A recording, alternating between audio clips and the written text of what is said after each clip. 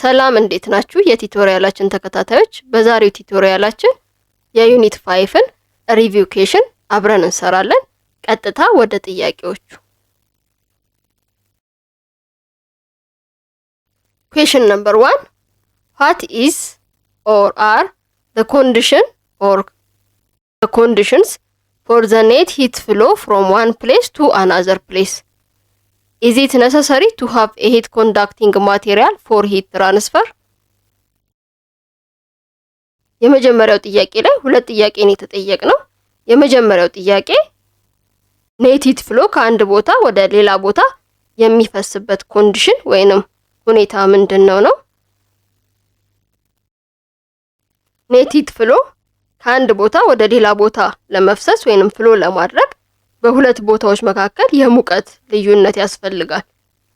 ቴምፕሬቸር ዲፈረንስ ያስፈልጋል ማለት ነው ሂት ፍሎ ለማድረግ።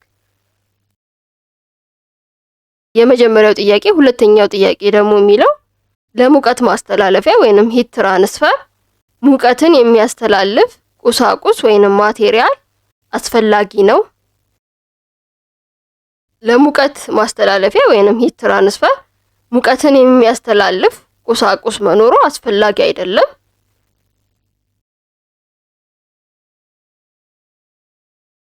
ያው እንደምናውቀው ሙቀት የማስተላለፊያ ዘዴዎች ሶስት ናቸው። ሂት ትራንስፈር ሜካኒዝም ማለት ነው። ኮንዳክሽን፣ ኮንቬክሽን እና ራዲዬሽን። ከነዚህ ከሶስቱ ውስጥ ኮንዳክሽን እና ኮንቬክሽን ማቴሪያል ሚዲያ ያስፈልጋቸዋል ሂት ትራንስፈር ለማድረግ። ኮንዳክሽን ዳይሬክት ኮንታክት ወይንም በሞለኪውላር ኮሊዥን ነው ሂትን ትራንስፈር የሚያደርገው። ኮንቬክሽን ሲሆን ደግሞ በፍሉድ ማለትም በጋዝ ወይንም በሊኩዊድ ማለት ነው ሂትን ትራንስፈር የሚያደርገው። ስለዚህ በኮንዳክሽን እና ኮንቬክሽን ላይ ማቴሪያል ሚዲያ አስፈላጊ ነው ማለት ነው። ነገር ግን ራዲዬሽንን ስናይ ሂት ትራንስፈር ለማድረግ ምንም አይነት ሙቀትን የሚያስተላልፍበት ቁሳቁስ ወይንም ማቴሪያል አያስፈልገውም።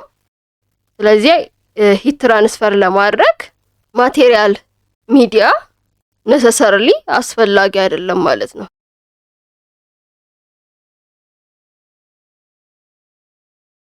Question number 2 When does heat flow stop due to objects in thermal equilibrium exchange heat?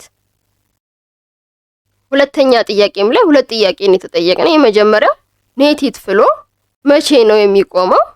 ሁለተኛው ደግሞ ሁለት ኦብጀክቶች በተርማል ኢኩሊብሪየም እያሉ ሂት ኤክስቼንጅ ያደርጋሉ ወይ ነው። ሁለት ነገሮች ተርማል ኢኩሊብሪየም ሲደርሱ ኔት ሂት ፍሎአቸው ያቆማል። ኔት ሂት ፍሎአቸው ዜሮ ይመጣል።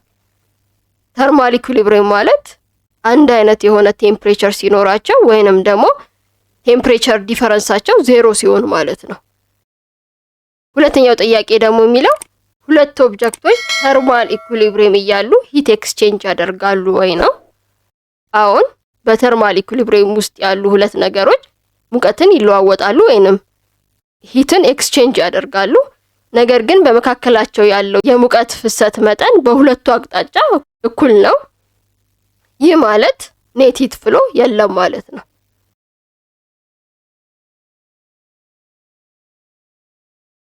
Question number 3 What is the direction of spontaneous flow of heat? ሶስተኛ ጥያቄ የሚለው ስፖንታነስ የሙቀት ፍሰት ወይንም ሂት ፍሎ አቅጣጫው ምንድነው ነው? ስፖንታነስ የሆነው የሙቀት ፍሰት ሁልጊዜ ከሚሞቅ ነገር ወደሚቀዘቅዝ ነገር ነው። ለምሳሌ አንድ ኩባያ ሙቅ ቡና ሩም ቴምፕሬቸር ላይ ይቀዘቅዛል። ወይም አንድ በእቃ ውስጥ ያለ በረዶ የሚሞቅ ክፍል ውስጥ ብናስቀምጠው ይቀልጣል ወይንም ሜልት ያደርጋል። በተቃራኒው ግን ሊሆን አይችልም። የክፍሉ ሙቀት በኩባያ ውስጥ ያለውን ቡና በራሱ እንዲሞቅ አያደርግም። ወይንም በእቃ ውስጥ ያለን በረዶ የሞቀው ክፍል እንዲቀዘቅዝ አያደርግም ማለት ነው። ሁሌ ስፖንታነስ ሂት ፍሎ የሚያደርገው ሞቀ ነገር ወደ ቀዝቃዛ ነገር ነው ማለት ነው።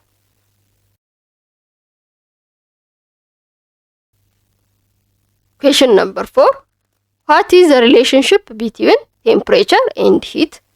What about between temperature and internal energy? Is internal energy of a confined gas solely depend on temperature? አራተኛ ጥያቄ ላይ 3 ጥያቄን የተጠየቅነው። የመጀመሪያው በቴምፕሬቸር እና በሂት መካከል ያለው ግንኙነት ምንድነው ነው። ሁለተኛው ደግሞ በቴምፕሬቸር እና በኢንተርናል ኢነርጂ መካከል ያለውን ግንኙነት ምን ማለት ይቻላል? ሶስተኛው ደግሞ የኮንፋይንድ ጋዝ ኢንተርናል ኢነርጂ በቴምፕሬቸር ላይ ብቻ ጥገኛ ነው። ሂት ማለት በቴምፕሬቸር ዲፈረንስ ምክንያት ኢነርጂ ሲተላለፍ ነው። ቴምፕሬቸር ማለት the measure of average kinetic energy ነው።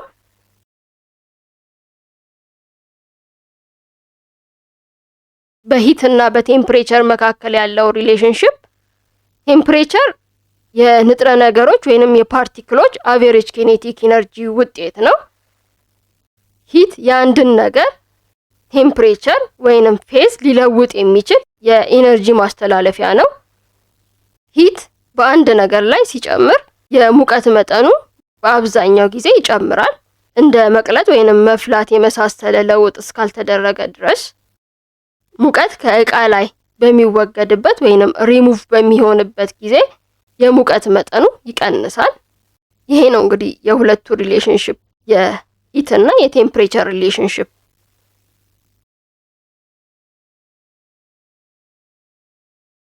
ኢንተርናል ኢነርጂ ቶታል ኢነርጂ ነው።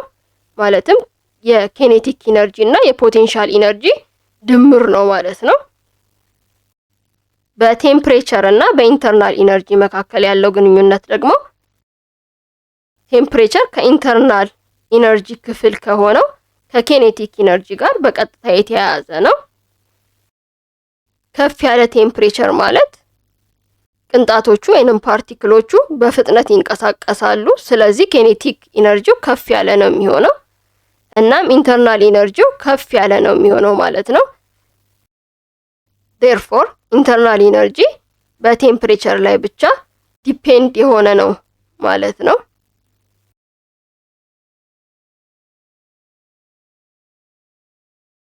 Question number 5. If the temperature of a confined gas is increased, which form of energy is said to be increased in the gas?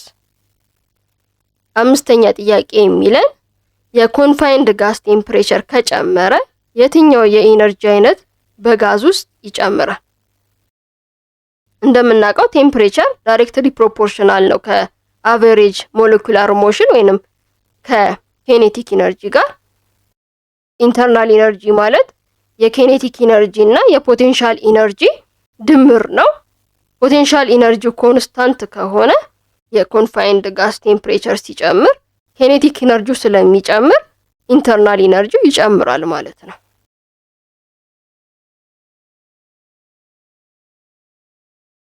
Question number 6. Suppose heat is supplied to an inflated balloon which is firmly tied at its neck. What are the connection between heat supplied, the thermodynamics work and the internal energy in the balloon?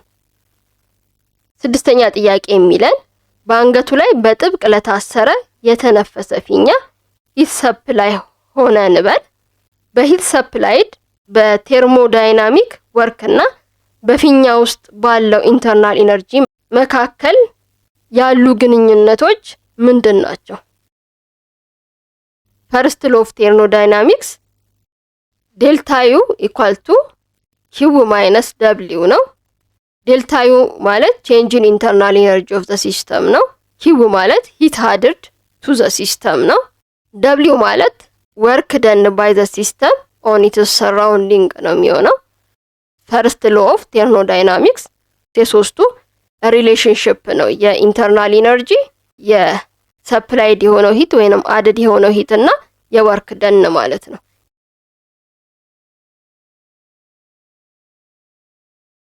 ወርክ ማለት በቴርሞዳይናሚክስ ሪሌት የሚሆነው ከቮሊዩም ቼንጅ ነው። ሲስተማችን ወይንም ፊኛው ኤክስፓንድ ካደረገ ስራ ሰርቷል ነው የምንለው። ፊኛው ኮምፕረስ ካደረገ ስራ ተሰርቶበታል ማለት ነው። በሲስተሙ ላይ ስራ ተሰርቷል ማለት ነው። በዚህ ኬዝ ወርክ ማለት ፕሬሸር ታይምስ ቼንጅ ኢን ቮሊዩም ነው የሚሆነው።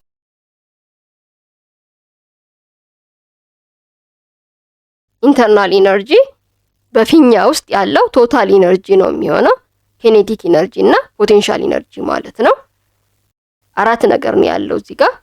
የመጀመሪያው ሂት ሰፕላይድ ሆኗል። ምንድነው ጥያቄው ላይ የሚለን? ሂት ሰፕላይድ ሆኗል ወደ ፊኛው ነው የሚለን። ሂት ሰፕላይድ ከሆነ ኪዋችን ፖዚቲቭ ቫልዩ ነው ማለት ነው። ሁለተኛው ደግሞ ፊኛችን ጥብቅ ሆኖ ነው አንገቱ ላይ ታስሯል የሚለን ጥያቄው። ፊኛው ጥብቅ ሆኖ ከታሰረ በፊኛ ውስጥ ያሉት ጋዞች አይወጡም ማለት ነው። ነገር ግን ፊኛው ኤክስፓንድ ስለሚያደርግ በትንሽም ቢሆን ቮሊዩሙ ይጨምራል የፊኛው። ሶስተኛ የምናየው ወርክ ደን ነው። ባሎኑ በትንሽም ቢሆን ኤክስፓንድ ስለሚያደርግ በፊኛው ስራ ተሰርቷል ማለት ነው። ስለዚህ የሚሆነው ወርካችን ፕሬሸር ሲባዛ በቼንጅ ኢን ቪ ነው። ቮሊዩሙ ኤክስፓንድ ካደረገ ወርክ ደን ባይ ዘ ሲስተም ከሆነ ፖዚቲቭ ነው ማለት ነው። ቮሊዩም ቼንጇ በጣም ትንሽ ስለምትሆን የወርክ አማውንታችን ትንሽ ነው የሚሆነው፣ ግን ፖዚቲቭ ቫልዩ ነው የሚሆነው ማለት ነው።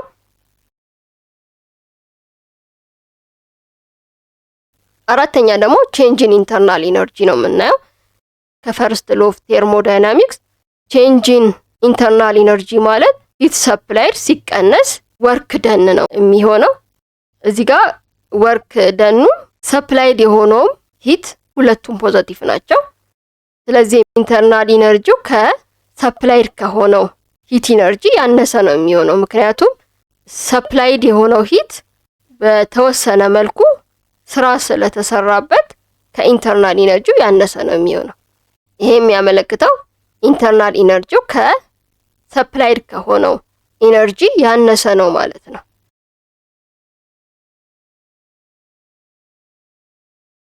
ኮኔክሽናቸው ሂት ሰፕላይድ ፓርሻሊ የሚቀየረው ወደ ወርክ እና ፓርሻሊ ደግሞ ኢንተርናል ኢነርጂውን ለመጨመር ነው። ኢንተርናል ኢነርጂው ይጨምራል ማለት ነው። ቼንጅ ኢን ዩ ከዜሮ በላይ ስለሚሆን በፊኛ ውስጥ ያለው ቴምፕሬቸር ይጨምራል ማለት ነው። ወርክ ደን ኢን ዘ ባሎን ኤክስፓንዲንግ ስላይትሊ አጌንስት አትሞስፌሪክ ፕሬሸር ነው ማለት ነው የሚሆነው።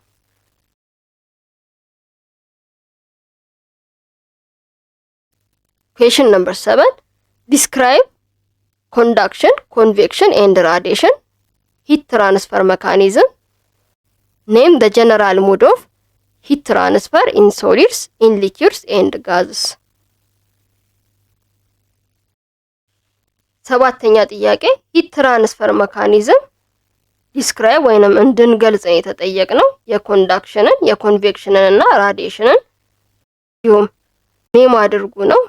ጀነራል ሞድ ኦፍ ሂት ትራንስፈር ሜካኒዝም በሶሊድ ላይ፣ በሊኩዊድ ላይ እና በጋዝ ላይ።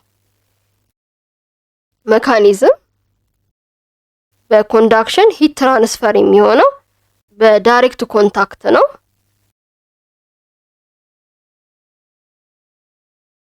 ሂት ትራንስፈር የሚሆነው ሆት ከሆነው ወይንም ሞር ኢነርጀቲክ ፓርቲክል ካለው ወደ ኩለር ወይንም ሌስ ኢነርጀቲክ ፓርቲክል ወዳለው ነው። በኮሊዥን እና በቫይብሬሽን ማለት ነው። ኮንቬክሽን ሲሆን ደግሞ ትራንስፈር የሚሆነው ሂቱ በሙቭመንት ኦፍ ፍሉድ ነው። ፍሉድ ስንል ሊኩዊድ እና ጋዝ እያልን ነው።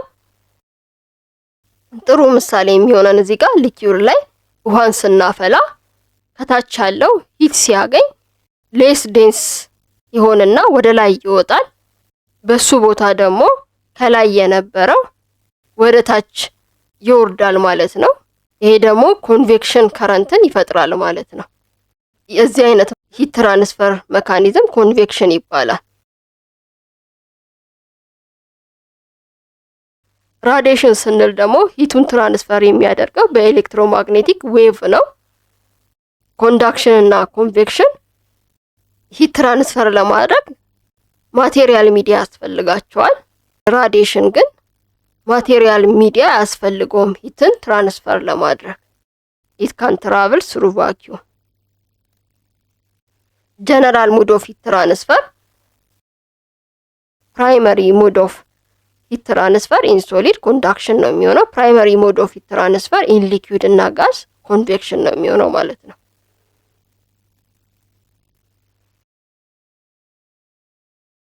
Question number 8.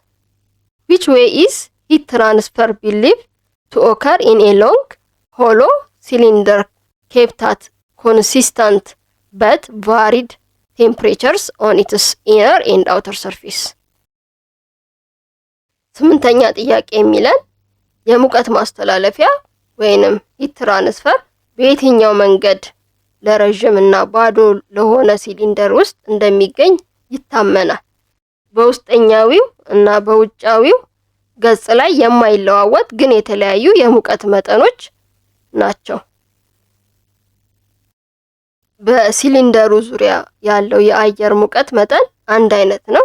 ይህ በሲሊንደሩ ውስጥ ወደ ተመሳሳይ የሙቀት መጠን ይመራል። በዚህ ምክንያት የሙቀት ማስተላለፊያ ወይንም ሂት ትራንስፈሩ በራዲያል አቅጣጫ ብቻ ይከናወናል ማለት ነው።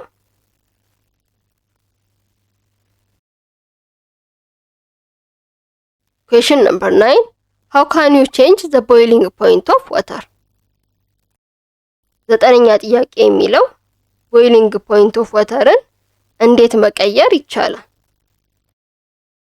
የውሃን ቦይሊንግ ፖይንት እንቀይረው በሁለት መንገድ ነው። አንደኛ አካባቢው ላይ ያለውን ፕሬሸር በመቀየርና ሁለተኛው ደግሞ ሶሊዩትን በመጨመር ማለት ነው። እንደ ስኳር፣ ጨው ያሉትን ሶሊዩት በመጨመር የውሃን ቦይሊንግ ፖይንት መቀየር ይቻላል።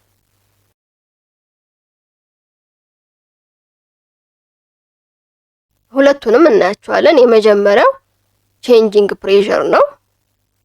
ሁለት ነገር ነው እዚህ ጋር ፕሬሸር ስንቀይር ወይ ስንጨምር ወይ ስንቀንስ ማለት ነው። ፕሬሸር ስንጨምር ከውሃ በላይ ያለው ግፊት ሲጨምር፣ ለምሳሌ በፕሬሸር ማብሰያ ውስጥ የውሃው ቦይሊንግ ፖይንት ይጨምራል። ይህም ውሃው ቦይል ከማድረጉ በፊት ከፍተኛ ሙቀት እንዲደርስ ያስችለዋል። ይህም ምግብን ለማብሰል ጠቃሚ ይሆናል ማለት ነው።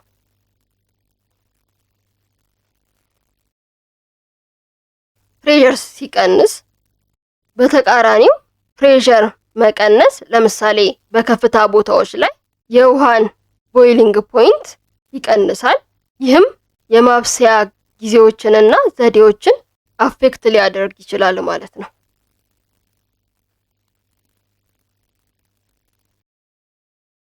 ሁለተኛው አዲንግ ሶሊዩት ነው። በውሃ ውስጥ ያሉ ንጥረ ነገሮች በማሟሟት ንጥረ ነገሮች ስንል እንደ ጨው ወይንም ስኳር ከንጹህ ውሃ ጋር ሲነጻጸሩ የሶሉሽኑ ቦይሊንግ ፖይንት ይጨምራል። ይህ ክስተት ቦይሊንግ ፖይንት ኢሊቬሽንን በመግለጽ ይታወቃል እና የሚከሰተውም የሶሊዩት ቅንጣቶች ወይንም ፓርቲክሎች መኖራቸው በፈሳሽ ውስጥ የእንፋሎት ወይንም የበብልስ መፈጠርን ስለሚረብሽ ነው። ስለዚህ ሶሊዩትን በመጨመር ቦይሊንግ ፖይንትን መቀየር ይቻላል ማለት ነው። ቦይሊንግ ፖይንትን ቼንጅ ማድረግ ይቻላል።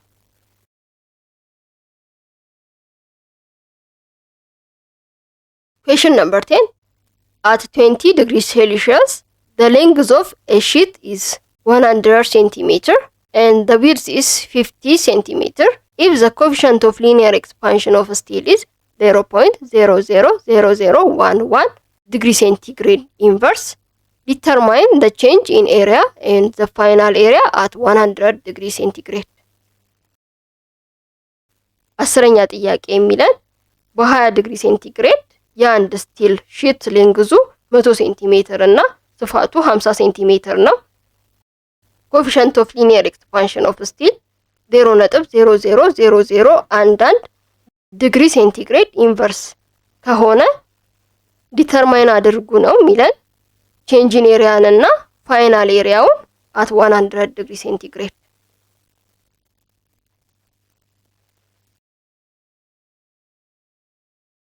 ጊቨን ሌንግስ ተሰጥቶናል 100 ሴንቲሜትር ነው። ዊድዙ ተሰጥቶናል 50 ሴንቲሜትር ነው። ኢኒሻል ቴምፕሬቸሩ ተሰጥቶናል 20 ዲግሪ ሴንቲግሬድ። ፋይናል ቴምፕሬቸሩ 100 ዲግሪ ሴንቲግሬድ ነው። ዴልታ ቲ ማለት 100 ዲግሪ ሴንቲግሬድ ሲቀነስ 20 ዲግሪ ሴንቲግሬድ ነው 80 ዲግሪ ሴንቲግሬድ ነው የሚሆነው። ኮኤፊሽንት ኦፍ ሊኒየር ኤክስፓንሽን አልፋ ማለት ነው ተሰጥቶናል 0.000011 ዲግሪ ሴንቲግሬድ ኢንቨርስ ነው። ካልኩሌት የምናደርገው ኤሪያ ስለሆነ ቤታን መፈለግ አለብን ማለት ነው። ኮኤፊሽንት ኦፍ ኤሪያ ኤክስፓንሽን ማለት ነው ቤታ 2 ታይምስ አልፋ ነው 2 ታይምስ 0.000011 ነው የሚሆነው። ይሄ ማለት 0.000022 ዲግሪ ሴንቲግሬድ ኢንቨርስ ይሆናል። የተጠየቅነው ቼንጅ ኢን ኤሪያን እና ፋይናል ኤሪያን የተጠየቅነው ዴልታ ኤ እና ኤ ማለት ነው የተጠየቅነው። ሶሉሽን ኤሪያ ማለት ያው ሌንግዝ ታይምስ ዊድዝ ስለሆነ ሌንግዙን በዊድዝ ስናበዛ ኢኒሻል ኤሪያውን ማግኘት እንችላለን። ሌንግዙ 100 ነው፣ ዊድዙ 50 ነው። 100 ሲባዛ በ50 ነው የሚሆነው። ኢኒሻል ኤሪያው 5000 ሴንቲሜትር ስኩዌር ይሆናል ማለት ነው። ከተርማል ኤክስፓንሽን ደግሞ ቼንጅ ኢን ኤሪያ ማለት ኢኒሻል ኤሪያው ሲባዛ በኮኤፊሽንት ኦፍ ኤሪያ ኤክስፓንሽን ሲባዛ ቼንጅ ኢን ቲ ነው የሚሆነው። ቁጥሩን ማስገባት ነው። ኤኖት 5000 ሴንቲሜትር ስኩዌር አግኝተናል። ቤታ 0.000022 ዲግሪ ሴንቲግሬድ ኢንቨርስ ነው። ቼንጅ ኢን ቴምፕሬቸሩ አለን 80 ዲግሪ ሴንቲግሬድ ነው። ዩኒቱ ዲግሪ ሴንቲግሬድ ኢንቨርስ በዲግሪ ሴንቲግሬድ ይጠፋል። ሴንቲሜትር ስኩዌር ብቻ ነው የሚሆነው። 5000 ሲባዛ በ0.000022 ሲባዛ በ80 8.8 ሴንቲሜትር ስኩዌር ይሆናል ማለት ነው። ቼንጅ ኢን ኤሪያው ማለት 8.8 ሴንቲሜትር ስኩዌር ይሆናል ማለት ነው። ፋይናል ኤሪያውን ደግሞ ለማግኘት ቼንጅ ኢን ኤሪያ ማለት ፋይናል ኤሪያ ሲቀነስ ኢኒሻል ኤሪያው ነው የሚሆነው። የምንፈልገው ፋይናል ኤሪያውን ስለሆነ ኤኖትን ከራይት ወደ ሌፍት ብናመጣው ኤኖት እዚህ ጋር ኔጌቲቭ ስለሆነ ወደዚህ ሲሻገር ፖዚቲቭ ይሆናል። ቼንጅ ኢን ኤ ሲደመር ኤኖት ማለት ፋይናል ኤሪያ ይሆናል ማለት ነው። ይሄ ማለት ኤሪያ ማለት ኤኖት ፕላስ ዴልታ ኤ ነው የሚሆነው ማለት ነው። ኤኖት 5000 ሴንቲሜትር ስኩዌር ነው። ቼንጅ ኢን ኤሪያው ደግሞ 8.8 ሴንቲሜትር ስኩዌር ነው። ሁለቱን ስንደምር 5008.8 ሴንቲሜትር ስኩዌር ይመጣል።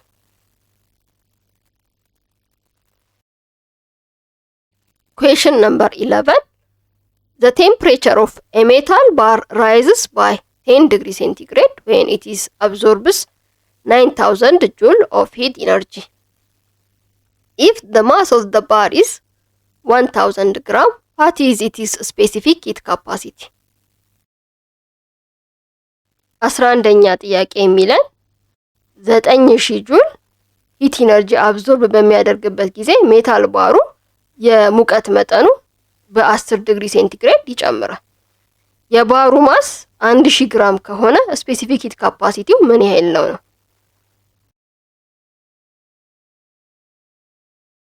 ጊቨን ሂት ኢነርጂው 9000 ጁል ነው። ማሱ 1000 ግራም ነው። ወደ ኪሎግራም ለመቀየር በ1000 ማካፈል ነው። 1 ኪሎግራም ይሆናል ማለት ነው። ቼንጅ ኢን ቴምፕሬቸሩ 10 ዲግሪ ሴንቲግሬድ ነው። የተጠየቅነው ስፔሲፊክ ሂት ካፓሲቲ ነው፣ ሲን ነው ማለት ነው። ሶሉሽን ኪው ማለት ማስ ሲባዛ ስፔሲፊክ ሂት ካፓሲቲ ሲባዛ በቼንጅ ኢን ቲ ነው። የምንፈልገው ስፔሲፊክ ሂት ካፓሲቲን ሲን ስለሆነ በሁለቱም ሳይድ ሲካፈል በማስ ሲባዛ በቼንጅ ኢን ቲ ብናደርግ ራይት ላይ ያለው ኤም ታይምስ ቼንጅ ኢን ቲ ይጠፋል ማለት ነው። ሲ ብቻ ይቀራል። ሌፍት ላይ ያለው ደግሞ የሚሆነው ኪው ኦቨር ማስ ሲባዛ ቼንጅ ኢን ቲ ይሆናል ማለት ነው። ስፔሲፊክ ሂት ካፓሲቲ ማለት ኪው ሲካፈል ለኤም ታይምስ ዴልታ ቲ ሆነ ማለት ነው። ቁጥሩን ማስገባት ነው። ኪው ማለት 9000 ጁል ነው። ኤም 1 ኪሎ ግራም ነው። ዴልታ ቲ 10 ዲግሪ ሴንቲግሬድ ነው። ይሄን ካልኩሌት ስናደርግ 900 ይሆናል።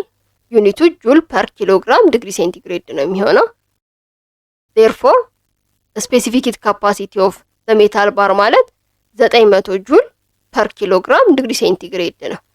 900 ጁል ፐር ኪሎግራም ዲግሪ ሴንቲግሬድ ስፔሲፊክ ሂት ካፓሲቲ ያለው ደግሞ አልሙኒየም ነው። ይሄ ሜታል ባር አልሙኒየም ነው ማለት ነው።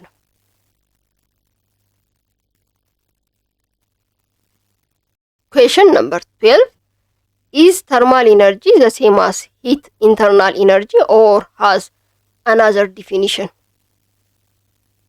12ኛ ጥያቄ የሚለን ተርማል ኢነርጂ ከኢንተርናል ኢነርጂ ጋር ተመሳሳይ ነው ወይንስ ሌላ ዲፊኒሽን አለው ነው የሚለን። ተርማል ኢነርጂ የኢንተርናል ኢነርጂ ፓርት ነው፣ ነገር ግን ኢንተርናል ኢነርጂ አይደለም። የሲስተማችን ተርማል ኢነርጂ ማለት የሲስተማችን አቬሬጅ ኬኔቲክ ኢነርጂ ማለት ነው። ኢንተርናል ኢነርጂ ማለት ደግሞ ቶታል ኢነርጂ ነው፣ በሲስተማችን ውስጥ ያለ ቶታል ኢነርጂ ነው። ኬኔቲክ ኢነርጂን እና ፖቴንሻል ኢነርጂን ይጨምራል ማለት ነው።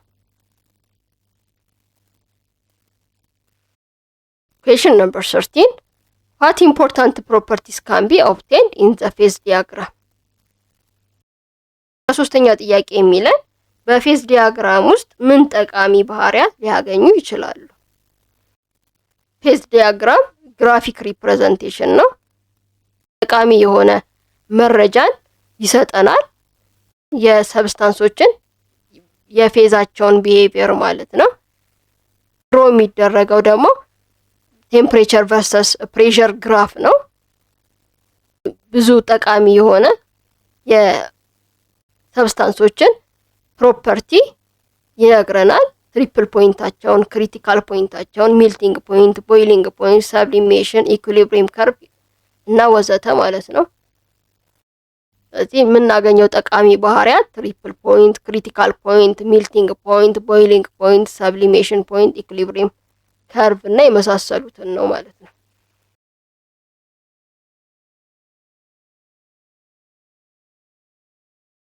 ኩዌሽን ነምበር 14 what does the critical point of water at 217.7 atmosphere 374 degree centigrade mean? 14ኛ ጥያቄ የሚለን የውሃ ክሪቲካል ፖይንት በ217.7 አትሞስፌር እና 374 ዲግሪ ሴንቲግሬድ ማለት ምን ማለት ነው? ቴምፕሬቸሩ 374 ዲግሪ ሴንቲግሬድ ሲሆን ማለት ይሄ ማለት የውሃ ክሪቲካል ቴምፕሬቸር ማለት ነው። ከዚህ ቴምፕሬቸር በላይ ከሆነ ማለትም ከ374 ዲግሪ ሴንቲግሬድ በላይ ከሆነ ምንም አይነት ፕሬሸር ብንጨምር ጋዝ የሆነውን ውሃ ወደ ሊኩዊድ መመለስ አንችልም ማለት ነው። ምንም አይነት ፕሬሸር ብንጨምር ውሃ እንደ ጋዝ ነው እንጂ ኤግዚስት የሚሆነው ወደ ሊኩዊድ ወተር መመለስ አይችልም ማለት ነው።